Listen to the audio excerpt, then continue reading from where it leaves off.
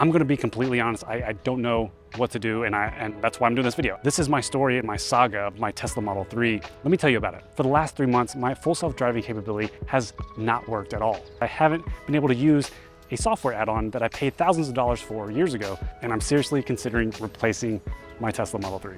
It all started back in April when I had an idea of doing another Uber video. If you've seen my previous videos, I've done a couple Uber videos driving in my Model 3. The problem was I hadn't driven Uber in a long time and I needed to get an inspection done, and I had a cracked windshield. And this is where the saga all begins, here at Safelite. And do you know what Safelite charged to replace the windshield on a 2018 Tesla Model 3? $1,100. Luckily, it didn't charge that to me because I would not have paid that, but they charged that to my insurance company. That is insanely expensive in my opinion. Picked up my car, drove it down the road. Autopilot was working fine. I realized that the FSD camera calibration was stuck at 99%. I thought, that's interesting, but probably just needs some more driving compared to autopilot. Autopilot calibration happens separately. Drove it for a few more days, still stuck at 99%. So that's when I was like, okay, something's wrong here. So I called Safelite back and was like, this is stuck at 99%. Can you guys check this out? And they're like, yeah, no problem. It's covered under our warranty. We'll check it out again. The problem was due to my scheduling, I had to wait a couple more weeks, but brought it back to Safelite. Everything that they know how to do, they did it again. And they're like, everything looks good. I don't know what the issue is. And they were like, you should probably contact Tesla and have them look at it. And that's when I was like, okay, this is getting ridiculous. Like, full self-driving worked perfectly fine before I got my windshield replaced. Now it's not working. Something happened when you replace the windshield. I scheduled an appointment with Tesla. So that brought me here to the Tesla service center. Again, this is adding more inconvenience. I had to wait even longer to bring it to Tesla. And when you schedule a service center appointment with Tesla, they actually send you an invoice with an estimate on it, and you can't actually schedule the appointment until you agree to that estimate. And on that estimate, it said $130. So I was like, I'm not paying that. So I sent that to Safelite and like, can you guys reimburse me for this since this problem started after the windshield replacement? Safelite was great. They were like, yeah, sure, we'll cover that, no problem. They sent me a check that same week. And the day finally came mid-May where I brought this to Tesla. They only had it for like an hour. As soon as I got in the car, I checked the autopilot settings, and lo and behold, FSD was still stuck at 99%.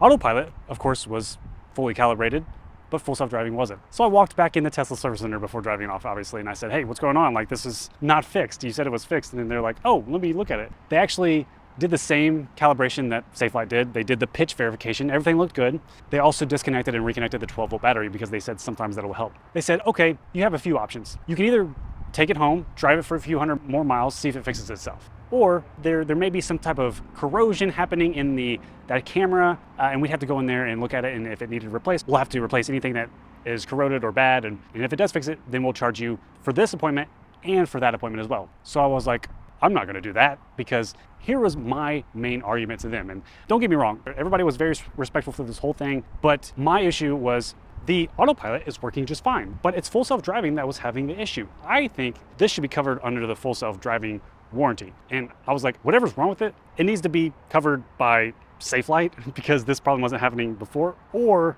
it needs to be covered under the FSD warranty. Tesla just said, like, no, it's not gonna be covered under the FSD warranty. You're gonna have to pay out of pocket for whatever. And I think they quoted me like a few $100s. So I was like, I'm just gonna keep driving it, clearing the camera calibration for the next few weeks to see if it will finally eventually calibrate properly. It never did. I cleared the camera calibration multiple times. I've driven thousands of miles since then. It's been over a month since my Tesla service center appointment, and it's still not working properly. And my Sentry mode works perfectly fine. All the cameras are accessible from my app and they all look correct. And speaking of Sentry mode, owning a Tesla with built-in surveillance cameras is such a great benefit, but it's missing a key feature that today's sponsor has thankfully provided. This is the Sentry Pro app, which is an invaluable tool for keeping your Tesla safe by providing real-time notifications to your phone when a Sentry mode event occurs. Now, the official Tesla app only sends a phone notification if the car alarm is triggered, which is nice and all, but usually too little, too late. The Sentry Pro app takes an even more proactive approach with instant alerts whenever the cameras start recording suspicious activity or threats happening to your Tesla so that you're informed before any potential damage occurs. It supports all Tesla models and is constantly being updated and will work even if your Tesla does not have premium connectivity. It's designed by an official Tesla software developer and uses direct authentication with Tesla while never accessing your Tesla login credentials. All notifications are encrypted and no personal data is collected. This is the app your Tesla deserves for maximum protection. Try it now for free by clicking the link below, and you'll also get 40% off an annual subscription. So don't miss out. Download Sentry Pro and start protecting your Tesla today. The great thing about Tesla is that they usually are willing to work with you for the most part. And the way they worked with me on this one is like, they didn't fix my problem, so they didn't charge me for that appointment. However, they didn't solve the problem either. And they were going to charge me even more money to actually fix the problem, go in there and possibly change a camera. I can either go to Tesla and pay whatever they want me to pay, or I can say goodbye to my 2018 Model 3. Right now, there is an amazing deal on the brand new long range Model 3. After the tax credit, it's only $40,000. I've reviewed that car on my channel. You can check that out. It's an amazing car. Now you are able to transfer full self-driving if you upgrade to a new car by August 31st, I believe. So I'd be able to take the FSD and put that on a new long range Model 3. There is one more thing I can do though, a possible solution for fixing my FSD problem, which I'm gonna try right now. Let's go on into my car and let's try this out and see if it works. I also did some research and found that other people are having the same issue. It will get stuck at 99%. And there's an even deeper way to go into the service menu and reset the camera calibration. If you go under software, hold down on your model for a few seconds. It's gonna ask for an access code. Just type in service and do this at your own risk. This is going to enter the service mode. So here in the service mode, you can do a few different things for the camera calibration. You can go into the driver assist menu. You have cameras and sensors, but I'm going to go into the cameras, and here in the service menu, you can actually do a camera preview. You can choose from all the different cameras here. All of my cameras are viewable, they're accessible, they look good. So I'm going to clear the camera calibration for every single camera in here and see if that helps. I'm also going to reset the driver assistance system right here, reset DAS. And if this works, I'm gonna be very happy and disappointed at the same time because this should have been done months ago. We're going to do each camera individually. So forward facing is selected first, we'll hit run. All right, I've cleared every camera individually, and now we're going to reset the DAS and hit run. Successfully hard reset the DAS. Now we're going to exit service mode and do a soft reboot of the infotainment screen, and then head out on the road and see if that fixes it.